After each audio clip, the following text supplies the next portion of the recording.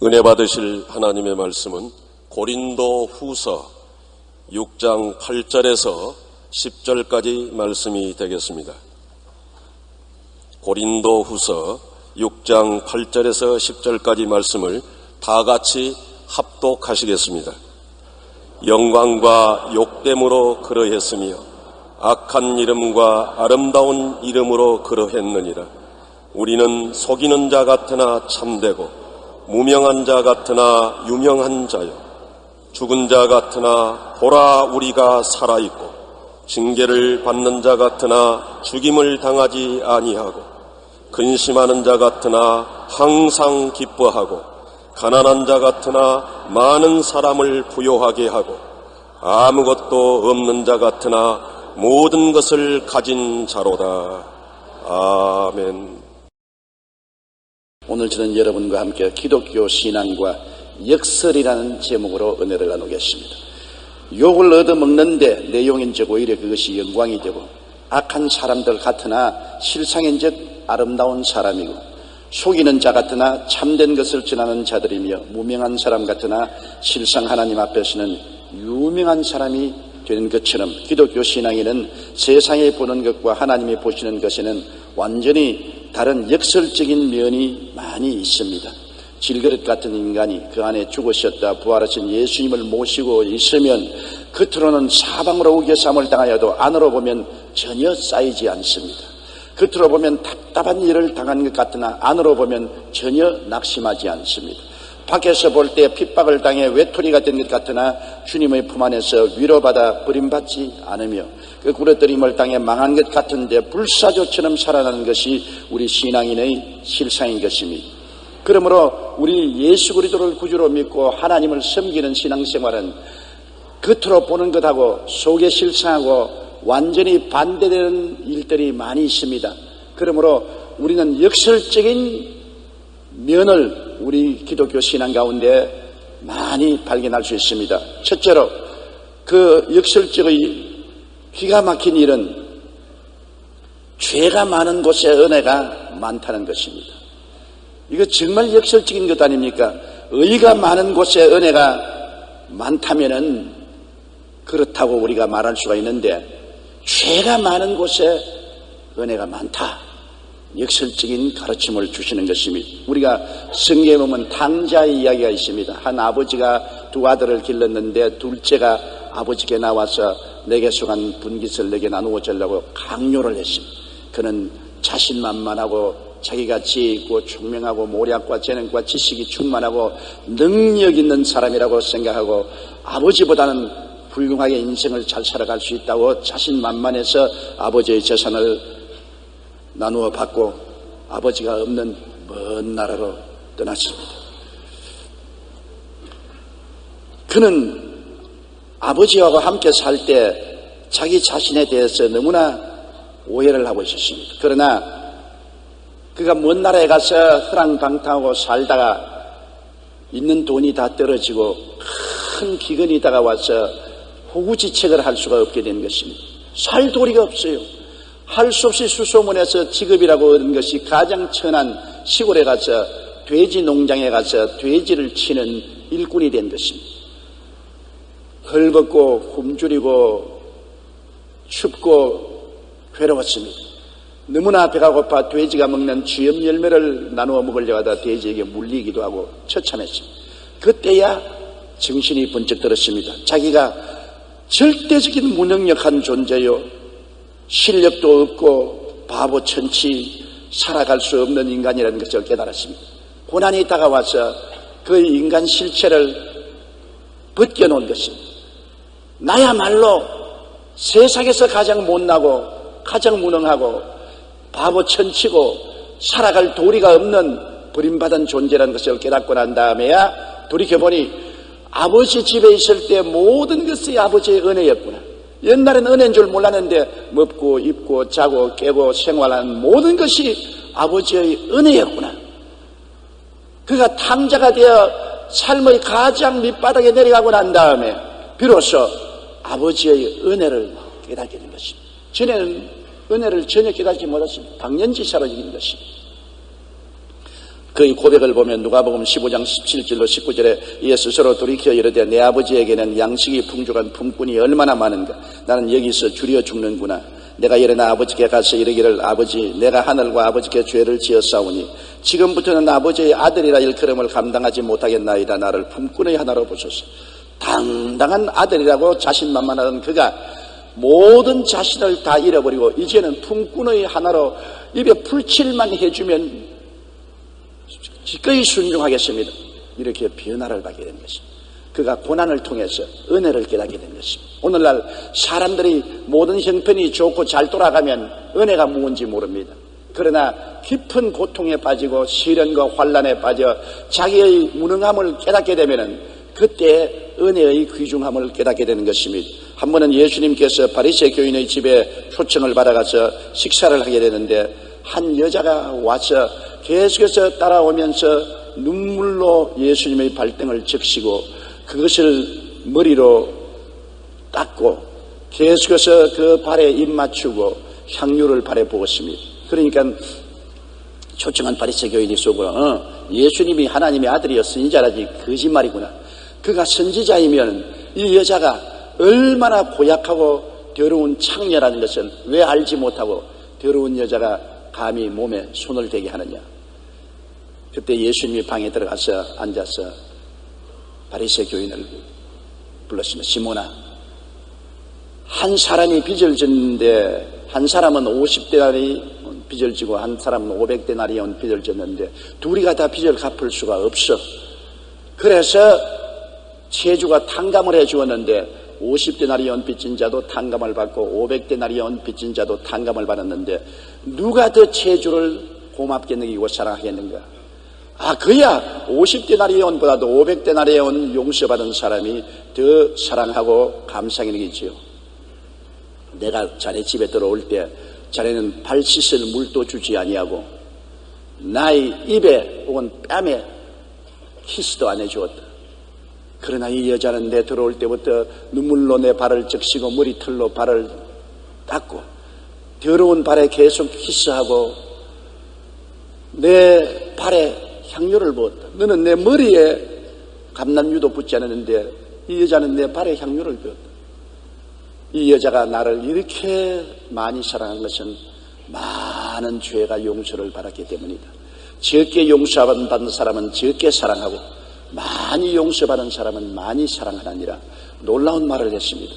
많이 죄를 짓고 많이 용서 안 받은 사람은 더 큰 은혜를 깊이 마음속에 느끼고 그 은혜로 말미암아 가슴 저리는 사랑을 베푼다는 것입니다. 누가복음 7장 47절 48절에 이러므로 내가 네게 말하노니 그의 많은 죄가 사하여졌도다. 이는 그의 사랑함이 많음이라. 사함을 받은 일이 적은 자는 적게 사랑하느니라.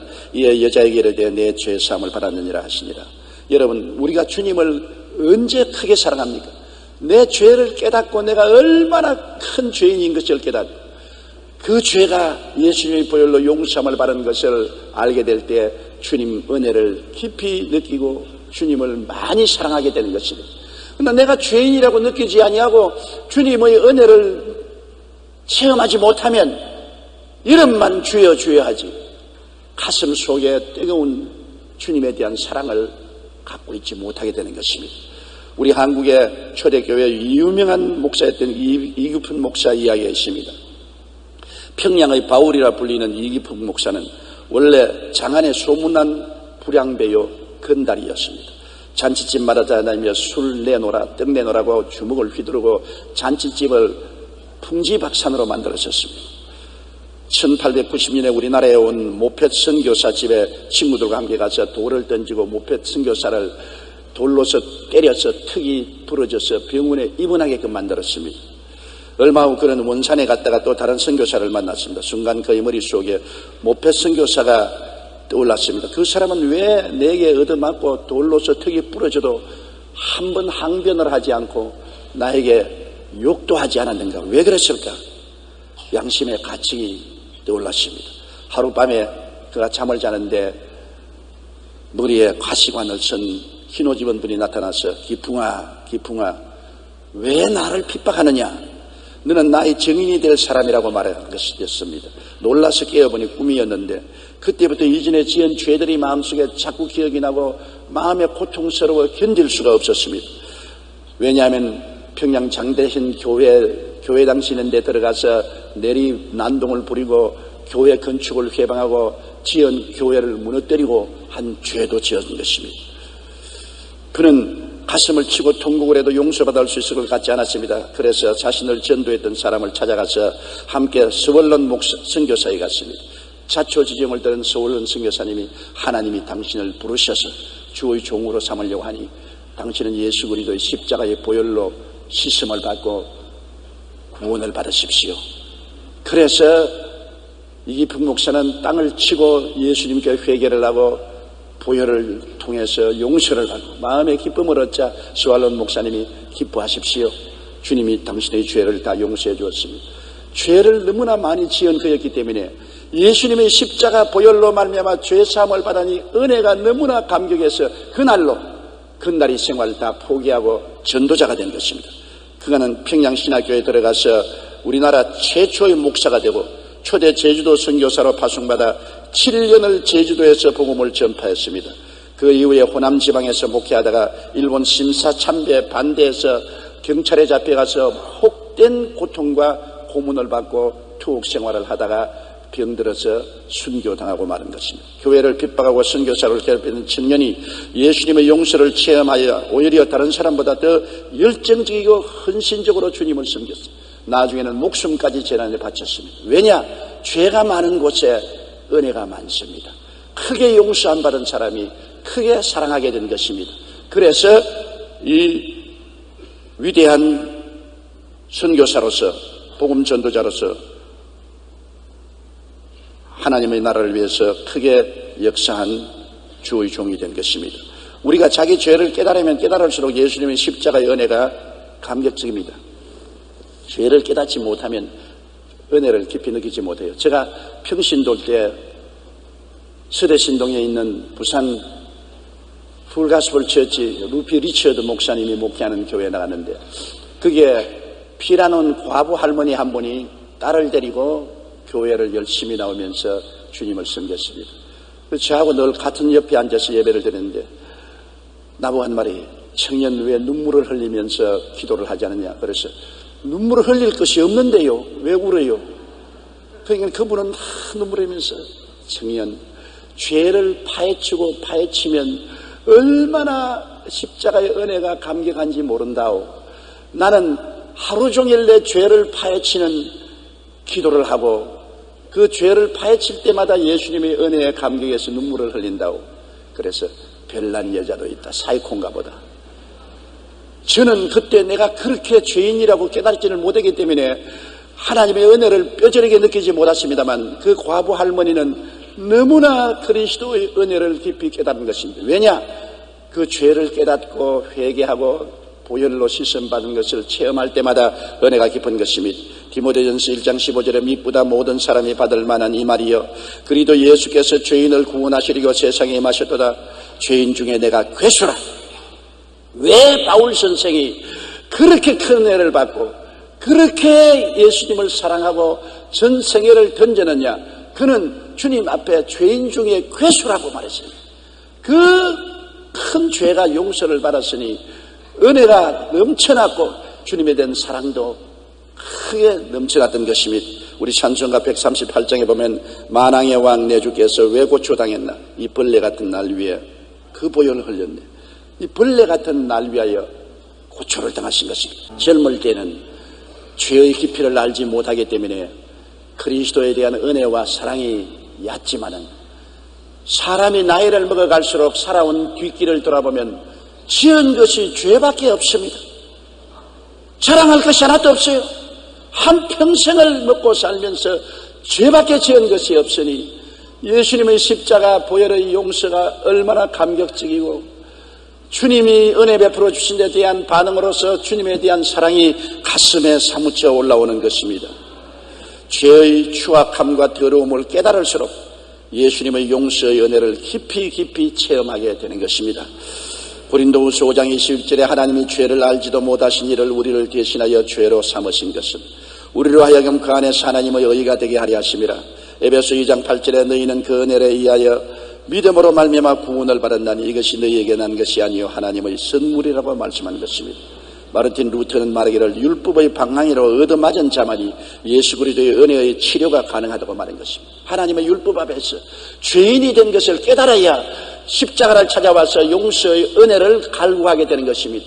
십자가의 보혈의 은혜를 체험하려면 율법의 정죄와 심판을 받아서 얼마나 자기가 죄가 많고 죄가 더러운 것을 깨달아 알아야 예수님의 십자가 보혈을 의지하게 되는 것입니다. 하나님은 정의로운 하나님 아니십니까? 하나님의 정의 앞에 모든 사람은 다 멸망받아야 됩니다. 모든 사람이 죄를 범하였으며 하나님의 영광에 이르지 못합니다. 하나님의 정의 앞에 살아날 사람 한 사람도 없습니다.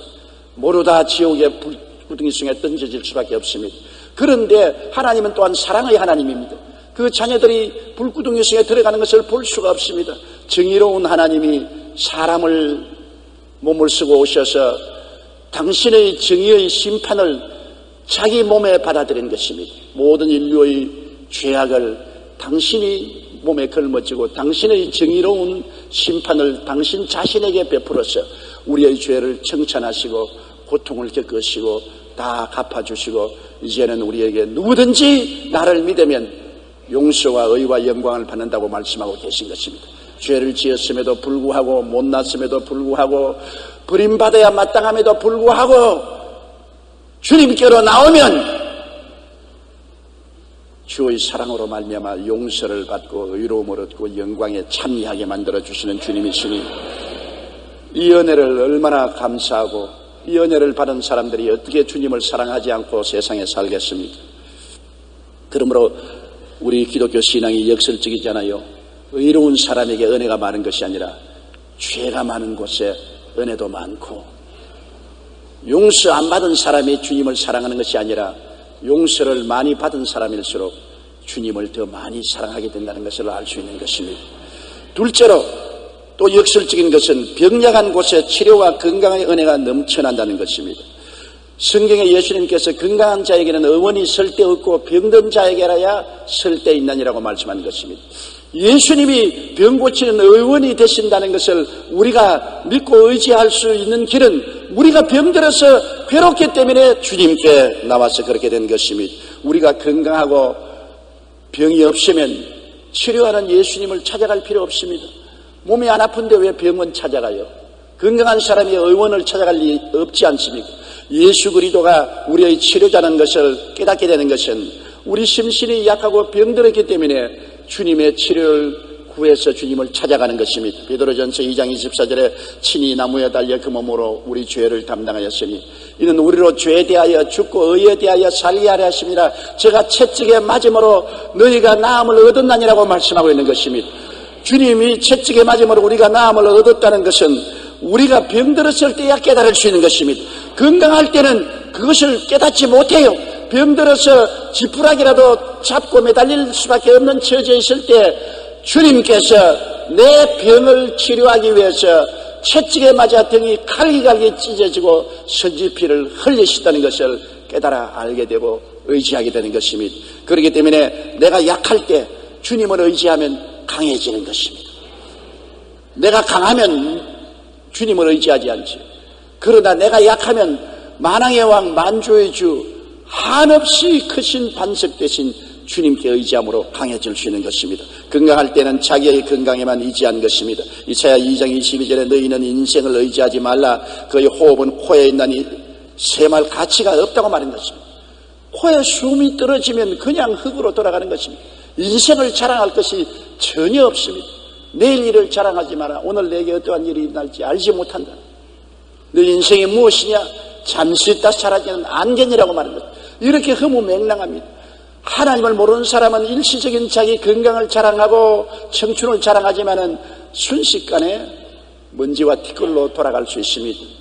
그러나 약할 때 생명의 능력 대신 주님께 매분 매시 의지하고 살게 되므로 주님의 건강으로 살게 되는 것입니다. 내가 약해지면 강한 주님을 붙잡을 수밖에 없어요. 그래서 내가 약한 사람은 강한 주님께 치료해 주시고 건강을 달라고 한 번 기도하는 것이 아니라 매시 매분 기도하고 매 순간마다 주님을 의지합니다. 일어날 때도 주님을 의지하고 일어나고, 길을 걸어갈 때도 주님을 의지하고 걸어가고, 일을 할 때도 주님을 의지하고 일을 하고, 순식간에 죽을 수밖에 없는 자기라는 것을 알기 때문에 순간순간 주님께 의지해서 삶으로 이제는 나의 건강으로 살지 않고 주님의 건강으로 살게 되는 것입니다. 그러므로 약한 것 같으나 엄청나게 강하죠. 저 병명한 사람이 건강한 사람의 10배, 20배 더 일을 하고도 끄떡없는 것은 희한하다. 왜냐? 주님을 의지해서 주님의 건강으로 일을 하기 때문에 건강한 사람보다 더 많은 일을 하고도 건강하게 남아있을 수가 있는 것입니다.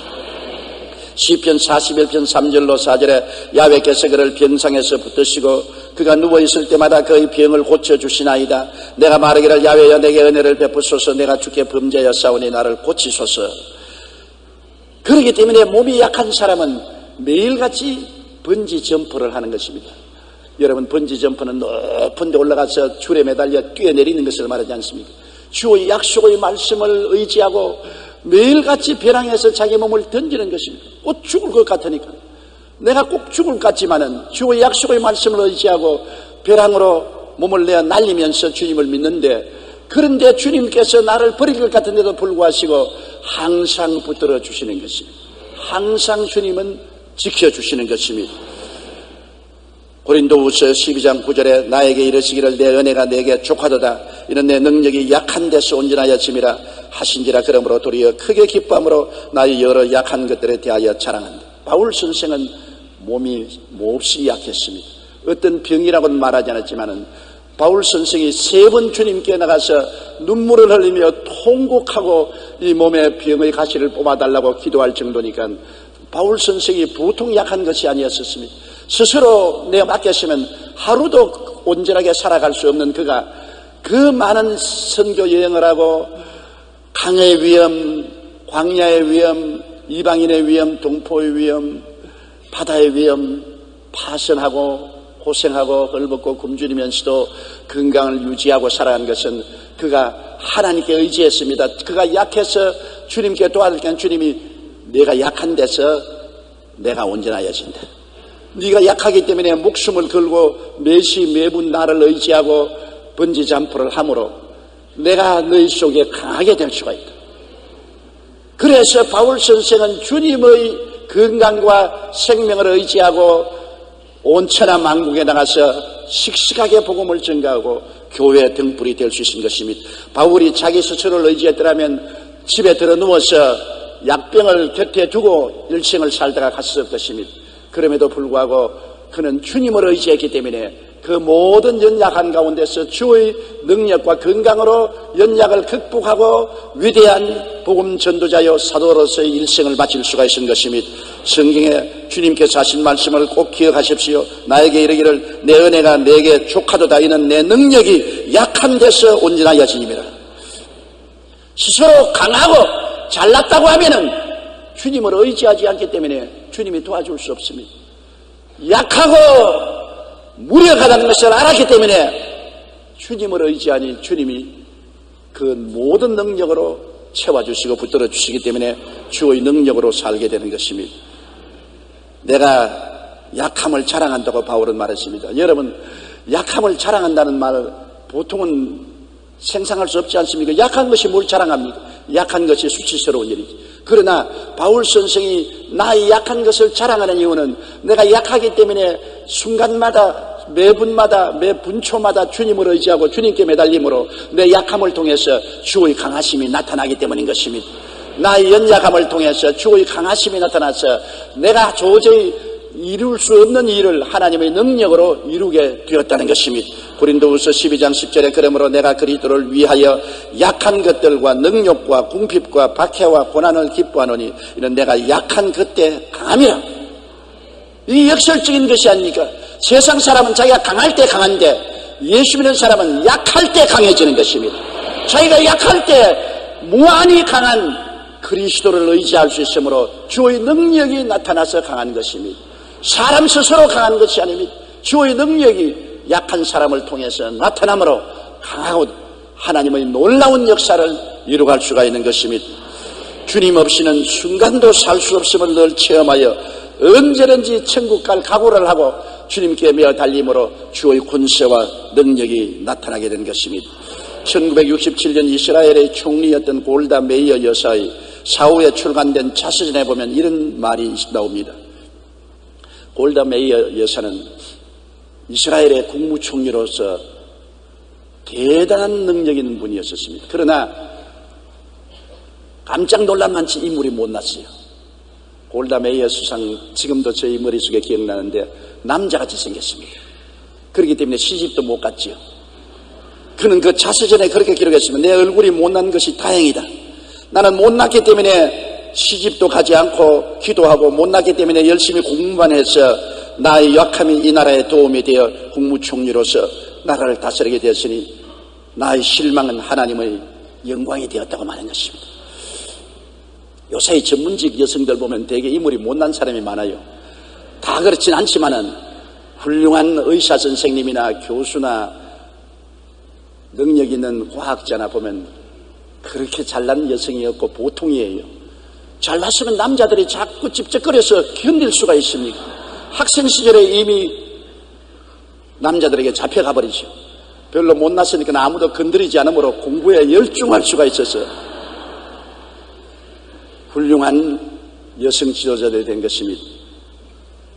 이러므로 못났다고 낙심할 필요가 없는 것은 못난 만큼 예수를 믿으면 하나님께 의지하면 주님이 능력이 와서 그 못남을 통해서 놀라운 은총의 보상을 베풀어 주시는 것입니다. 하나님은 언제나 공평하신 하나님이신 것입니다. 골다 메이어 수상의 자리에서 12년 동안 있었는데 또한 보면 아무도 모르게 백혈병과 사투를 걸었습니다. 골다 메이어 여사가 백혈병이 걸린 줄 몰랐습니다. 죽고 난 다음에 그 자서전에서 알았습니다. 백혈병은 엄청난 혈액암입니다. 무시무시한 질병입니다. 그럼에도 불구하고 그는 백혈병이 걸렸으므로 주님께 기도하고 주님께 의지해서 주님의 건강으로 놀라운 활동을 하고 하나님의 능력으로 이스라엘을 튼튼한 기초 위에 세울 수 있었다고 말했습니다. 하나님 안에서 우리 약함이 꼭 주님을 의지하게 되면 강하게 된다는 것을 알아야 되는 것입니다. 약한 것을 그대로 두면은 멸망하고 말지요. 약한 자가 하나님을 찾고 예수님을 의지하면 주의 능력이 일어나서 약할 때 강하게 되는 것이고 주의 영광이 나타나는 것입니다. 또 세 번째 역설적인 것은 내가 가난할 때 부유하다는 것입니다. 나는 아무것도 없는 자로 돼 많은 사람을 부유케 한다고 바울 선생이 말씀한 것 같습니다. 왜냐하면 배고픈 자가 음식을 찾고 목마른 자가 우물을 파는 것처럼 가난하기 때문에 부유하신 하나님을 찾게 되는 것입니다. 내가 잘 먹고 잘 입고 잘 살면 하나님을 왜 찾아요? 내가 헐벗고 굶주리고 배고프기 때문에 나를 먹여주고 입혀주고 돌봐줄 수 있는 하나님을 간절히 찾는 것입니다. 배부른 사람 음식 안 찾아요. 목 마르지 않은 사람 물 찾지 않아요. 잘 사는 사람 하나님 찾지 않아요. 마음이 가난한 자는 복이 있는 이 천국이 저희 것이며 가난하기 때문에 하나님을 찾게 되는 것입니다. 사무엘상 2장 7절로 8절에 야훼는 가난하게도 하시고 부하게도 하시며 낮추기도 하시고 높이기도 하시는도다. 가난한 자를 진토에서 일으키시며 빈궁한 자를 그름더미에서 올리사 귀족들과 함께 앉게 하시며 영광의 자리를 차지하게 하시는도다. 이러한 능력을 가지고 계시기 때문에 우리가 가난할 때 주님을 찾아서 하나님의 은총을 받아 부유하게 될 수가 있기 때문에 역설적인 것입니다. 가난한 사람이 부유하게 되고 없는 사람이 있게 되고 동양받던 사람이 남에게 나누어 줄 수 있게 되는 것이 신앙의 역설적인 면이 되는 것입니다. 하나님은 가난을 기뻐하시는 하나님이 아니십니다.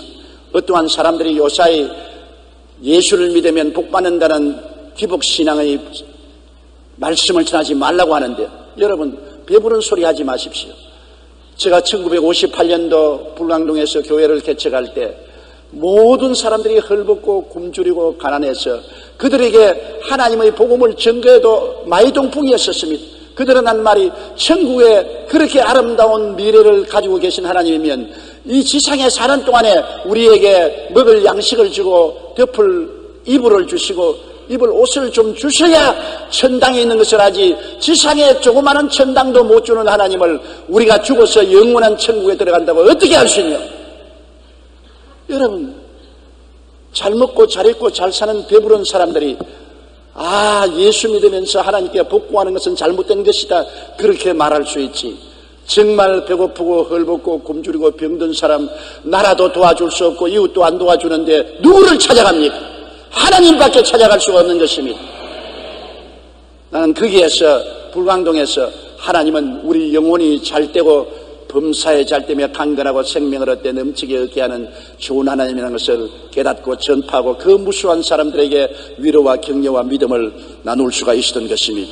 여러분, 성경을 보면 아브라함도 이삭도 야곱도 가난하지 않았습니다. 출발에는 빈손 들었지만 나중에는 하나님이 크게 복을 주신 것입니다.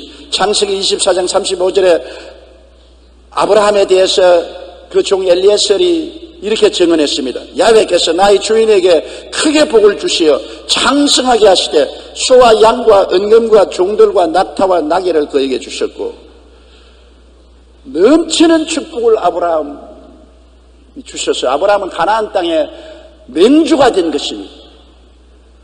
아브라함이 혼자서 자기 집에 318명의 군인을 길러서 사병을 데리고 있을 정도로 부자였습니다. 요사이 여러분 집안 식구를 318명 거느리고 살 수 있을 만한 사람이 되면 보통 부자가 아닌 것입니다.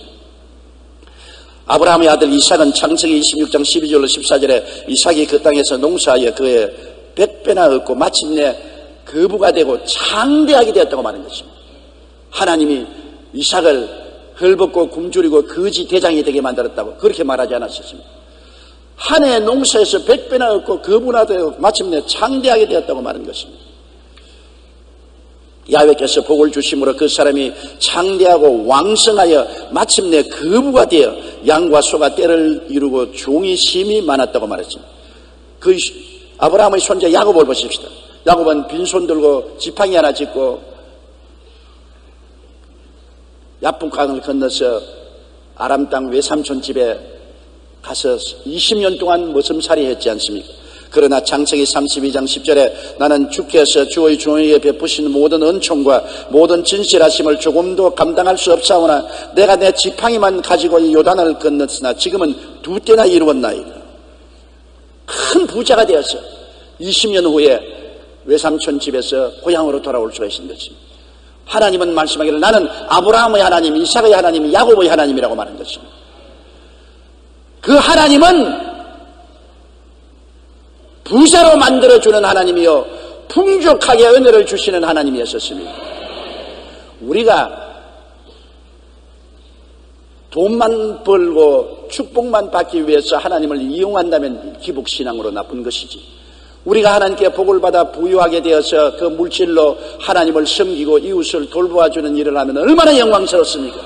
요사이 자기 재산을 나누어서 공익사업에 낸 것을 신문이 크게 떠들지 않습니까? 야, 나도 그렇게 하면 해봤으면 좋겠다. 그래도 나는 아무것도 없는 쥐뿔도 없는데 어떻게 뭘 내놔요? 뭐 있어야 공익사업에 내놓고 장학재단도 세우고 불쌍한 사람 도와줄 수도 있잖아요.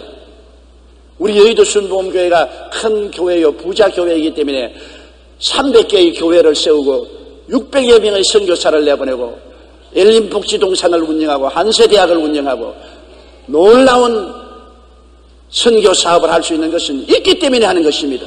아무것도 없으면 항상 도와달라고 손만 내밀고 말 것인 것입니다. 우리가 하나님께 복을 받아 하나님을 섬기고 이웃을 돕기 위해서 하는 올바른 태도와 목적을 가지고 있으면 얼마든지 복을 받아도 좋습니다. 나쁘지 않습니다. 복 받는 것이 나쁘지 않습니다. 복을 받아서 내 육신의 정욕과 안목의 정욕과 이 세상 자랑을 위해서 살겠다고 하면 그게 나쁘지, 복을 받아 하나님을 섬기고 이웃을 섬기기 위해서 나누어 주며 살겠다는 것은 복이 얼마나 아름다운 축복이 될 수가 있는 것입니다. 갈라디아서 3장 9절에 믿음으로 말미암는 자는 믿음이 있는 아브라함과 함께 복을 받는다고 말한 것입니다. 그러므로 무조건 하고 기복신앙은 나쁘다고 욕을 해서는 안 됩니다. 복을 어떻게 사용하는가 그것이 다르지, 복을 올바르게 사용하기 위해서는 하나님께 얼마든지 복을 구하는 여러분 되시기를 주님 이름으로 축원합니다. 원래 하나님은 가난을 만든 적이 없습니다. 에덴의 부요를 생각해 보십시오. 창세기 2장 8절로 9절에 야훼 하나님이 동방의 에덴의 동산을 창설하시고 그 지으신 사람을 거기 두시니라. 야훼 하나님이 그 땅에 보기에도 아름답고 먹기에도 좋은 나무가 나게 하시니 동산 가운데는 생명나무와 선악을 알게 하는 나무도 있더라. 에덴 동산은 낙원이었습니다. 아름다운 아담과 하와가 살 수 있는 처소였고 그곳에 가난이라는 없었습니다. 저주가 없었습니다. 하나님은 가난이나 저주를 만든 적이 없습니다. 타락이 가난과 저주를 가져온 것입니다. 창세기 3장 17절로 19절에 아담에게 이르시되 내가 내 아내의 말을 듣고 내가 내게 먹지 말라는 나무의 열매를 먹었은즉 땅은 너로 말미암아 저주를 받고 너는 내 평생의 수고하여야 그 소산을 먹으리라. 땅이 내게 가시던 물과 은극기를 낼 것이라. 내가 먹을 것은 밭의 채소인즉 내가 흙으로 돌아갈 때까지 얼굴에 땀을 흘려야 먹을 것을 먹으리라. 그래서 이와 같이 생활의 고통과 괴로움은 하나님을 반역하고 땅의 저주를 받았기 때문에 오늘날 이런 저주가 임한 것입니다. 그러나 예수님이 오셔서 이 저주를 청산해버린 것입니다. 여러분, 아담의 자손들이 받은 저주를 새로운 인류의 조상 예수님께서 십자가의 보혈을 통하여 청산해버린 것입니다. 고린도후서 8장 9절에 우리 주 예수 그리스도의 은혜를 너희가 알거니와 부유하신 이로서 너희를 위하여 가난하게 되시면 그의 가난함으로 말미암아 너희를 부유케 하리 하시며. 예수님이 하나님 아들로서 왜 풍찬 노숙을 하며 가난했습니까? 우리의 가난을 대신 청산하기 위해서 그렇게 했다는 것입니다. 그러므로 오늘날 우리가 가난해도 헐벗고 굶주리고 못 살면 예수님이 풍찬 노숙을 한 그 고난을 헛되게 하는 것이 되고 말지 않겠습니까? 갈라디아 3장 13절에 그리스도께서 우리를 위하여 저주를 받은 바 됐어. 율법의 저주에서 우리를 속량하였으니 이는 기록된 바 나무에 달린 자마다 저주 아래 있는 자라 하였습니다. 이는 그리스도 예수 안에서 아브라함의 복이 이방인에게 미치게 하리 함이라고 말한 것입니다. 십자가에 그 고난 당하시고 척 늘어진 예수님, 우리 저주를 청산하기 위해서 그렇게 했던 것입니다. 그러므로 그리스도 안에서는 저주와 가난은 다 청산되어 버리고 마는 것입니다. 예수 믿으면 그리스도 안에서 아브라함의 복을 받은 사람인 것입니다. 따라 말씀하세요. 나는 예수님 안에서 아브라함의 복을 받은 사람인 것입니다. 여러분은 복받은 사람으로 입술로 시인하고 결코 가난하고 헐벗고 굶주리고 저주받았다고 입술로 고백하는 어리석은 사람이 되지 말기를 주님 이름으로 축원합니다. 우리가 말씀과 믿음으로 부유하게 되고 그것이 이루어진 것을 마음속에 꿈꿀 수가 있는 것입니다. 우리는 세상에서 가난해졌을지라도 하나님 말씀을 깨달아서 알게 되고 그 다음 내가 부유하게 되고 풍성하게 되고 축복받아 하나님과 사람을 섬기는 사람이 된 것을 꿈꿀 수가 있고 그것을 믿고 그것을 입술로 고백하고 그것을 감사하면 내 믿은 대로 될지어다. 고린도전서 2장 9절에 기록된 바 하나님이 자기를 사랑하는 자들을 위하여 예비하신 모든 것은 눈으로 보지 못하고 귀로도 듣지 못하고 사람의 마음으로도 생각지 못하다같이 우리를 위한 주님이 예비한 것은 우리 인간의 상상을 초월한 것입니다. 우리의 이상이나 감각이나 우리의 느낌으로는 알 수 없는 아름다운 것을 예비해 놓은 것입니다. 우리가 부유하게 되는 것은 마음으로 먼저 부유하게 되는 것입니다. 내가 복받은 사람인 것을 마음에 깨달아 알고 그것을 바라보고 꿈꾸고 그것을 믿고 그것을 입술로 시인해서 나는 복받은 사람이라고 고백하고 부정적인 말하지 않고 감사하고 나가면 하나님이 역사하사 성령으로 여러분에게 복을 주는 것입니다. 하나님이 주시는 복은 인간으로서 상상할 수 없습니다. 하나님의 능력과 권세로 주시는 것입니다. 너희는 내게 부르짖어라. 내가 내게 응답하겠고 내가 알지 못하는 크고 비밀한 일을 보여주려는 것입니다. 우리가 아는 것으로 하면 비밀이 안 됩니다. 하나님은 감추어 놓았다가 우리가 알지 못하는 크고 비밀한 축복을 보여주시는 것입니다. 그러고는 언제나 하나님은 우리에게 말씀하시는 것이 놀랬지. 주님은 그 말씀하시기를 원하는 것입니다. 깜짝 놀랬지. 상상도 못했지. 얼마나 감사한 일이겠습니까? 그러므로 우리는 어떠한 역경 속에서도 우리가 하나님의 말씀을 깨닫고 꿈을 꾸고 믿고 입술로 시인하면 놀라운 기적이 일어날 것을 기대할 수가 있는 것입니다. 고린도후서 1장 20절에 하나님의 약속은 얼마든지 그리스도 안에서 예가 되나니라고 말한 것입니다. 2003년 2월 7일 국민일보 기사에 춘천시 서면에 관한 이야기가 난 적이 있습니다. 서면은 원래 춘천에서 가장 가난한 동네입니다. 지리상으로 춘천에서 멀지 않지만 강을 2개나 건너야 하는 오지인지라 농토가 적고 경제적으로 낙후되었습니다. 그러던 것이 1954년도에 금산리에 금산교회가 설립되고 복음이 전파되면서부터 달라지기 시작했습니다. 6.25의 전통에서 체면과 의식을 중시하던 수동적인 주민들의 기질이 복음을 듣고는 적극적이고 능동적으로 바꾸어졌습니다. 금산교회 홍순우 목사는 서면이 발전한 중요한 원인 중에 하나가 교회를 통해 받아들인 복음과 새로운 생각이라고 말했었습니다. 들어보세요. 현재 서면의 일명이 서면이 아니고 박사마을로 불리는데 실제로 이 마을에서만 박사학위를 취득한 사람이 78명이 나왔습니다. 조그마한 가난하고 쪼들어진 그 동리에 78명의 박사가 나왔으니 교회가 들어와서 복음으로 변화시킨 그 영향력을 보십시오. 하나님이 저주를 제하시니 가장 가난한 마을에서 박사가 78명, 전국 면 단위로서 가장 많은 박사가 나왔고 이외에도 초, 중 등 교장급 이상 교육자가 71명, 국회의원이 3명, 군수가 5명, 법조인 6명, 교육감 2명, 5급 이상 공직자 60여 명이 나왔고 목사도 10명이 넘게 나왔습니다. 가난한 고장에 예수 그리스도의 복음이 들어가자 말씀과 믿음으로 부욕해 되고 하나님의 기적이 일어난 것입니다. 우리가 잘 살려면 예수 잘 믿어야 돼요. 어떠한 인간적인 정책이나 노력이 있다 하더라도 하나님이 복을 안 주면 쓸데없잖아요. 금산마을이 박사마을이 되고 이렇게 놀라운 축복을 받은 것은 교회가 들어가서 복음을 전함으로 하나님이 저주를 제하심으로 이렇게 된 것입니다. 하나님은 가난한 자에게 부요를 주시는 좋으신 하나님인 것을 알아야 되는 것입니다. 출애굽기 23장 25절에 내 하나님 야훼를 섬겨라. 그리하면 야훼가 너희의 양식과 물에 복을 내리고 너희 중에 병을 제하겠다고 말했었습니다. 시편 23편 1절에 야훼는 나의 목자시니 내게 부족함이 없으리라고 말씀하셨습니다. 마태복음 25장 29절에 물에 있는 자는 받아 풍족하게 되고 없는 자는 그 있는 것까지 빼앗기려 했었으니 우리가 하나님께 은혜와 복을 받아 나누어주고 또 나누어주고 또 나누어주면 자꾸만 하나님께서 부어주시고 풍성하게 은혜를 베풀어 주시는 것입니다. 독일의 사회학자여 경제학자인 막스 웨버는 유럽 사회에 자본이 형성되고 복지국가가 형성된 이유는 기독교인의 마음속에 재물의 주인은 하나님이라는 생각이 있었기 때문이라고 말했습니다.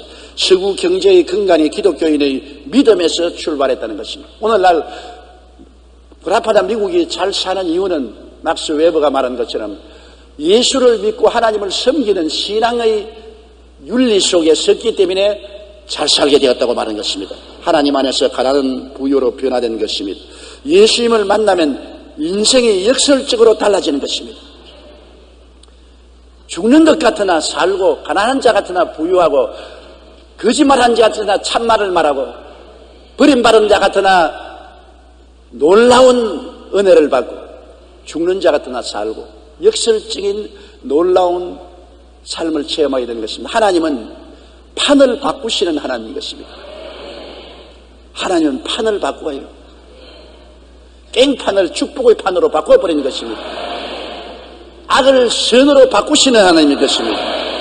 고린도후서 5장 17절에 그런즉 누구든지 그리스도 안에 있으면 새로운 피조물이라 이전 것은 지나갔으니 보라 새 것이 되었도다.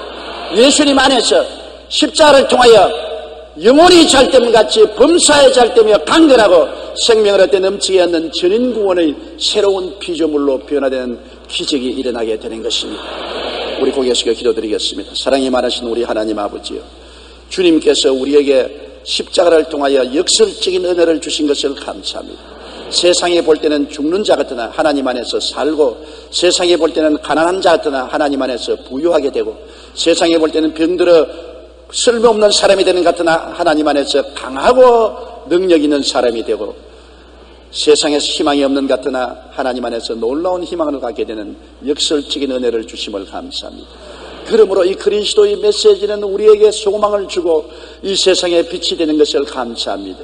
우리 아버지 하나님, 그리스도 안에서 용서를 받고 치료를 받고 축복을 받고 영광 속에 하나님을 섬기고 이웃을 섬기는 삶을 살게 도와주시옵소서. 예수님 이름으로 기도드리옵나다.